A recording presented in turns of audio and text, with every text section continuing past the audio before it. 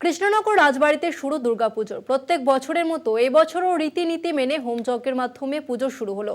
সময়ের সঙ্গে সঙ্গে কিছু নিয়মের পরিবর্তন করা হয়েছে বলে জানান রাজমাতা অমৃতা রায়। কৃষ্ণনগরের রাজবাড়ির পুজো প্রাচীনকাল থেকেই কৃষ্ণনগরে মহারাজা কৃষ্ণচন্দ্রের রাজবাড়িতে দেবী দুর্গা মহামায়া রূপে পূজিত হয়ে আসছেন। শাক্তমতে প্রাচীন ধর্মীয় রীতিনীতিকে বজায় রেখে হোমযজ্ঞের মধ্যে দিয়ে শুভ সূচনা হল নদিয়া রাজবাড়ির পুজোর।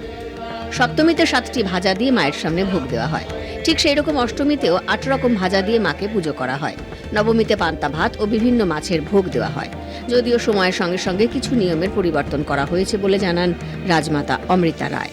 আজকে আমাদের হোম চলছে, এই কিছুক্ষণের মধ্যেই জ্বলবে আগমনী হোম, যেটা নবমী অবধি চলবে এবং নবমীতে গিয়ে বাড়ির যিনি কর্তা বড় তিনি নির্মাণ করবেন। এই যে এতদিন 9 দিন হোমটা জ্বলবে সেটা কিন্তু আমাদের ফ্যামিলি তো নিশ্চয়ই, কিন্তু আমরা এক্সটেন্ডেড ফ্যামিলি, এন্টায়ার ফ্যামিলি মানে নদিয়াবাসীর কল্যাণে, মানুষের কল্যাণে কিন্তু এই হোমটা চলবে এবং প্রতিদিন এখানে ভোগ পড়বে, আহুতি পড়বে এবং আমরা ওইভাবে হোম করি না, যে রীতিতে হোম হতো সেইভাবেই হয়।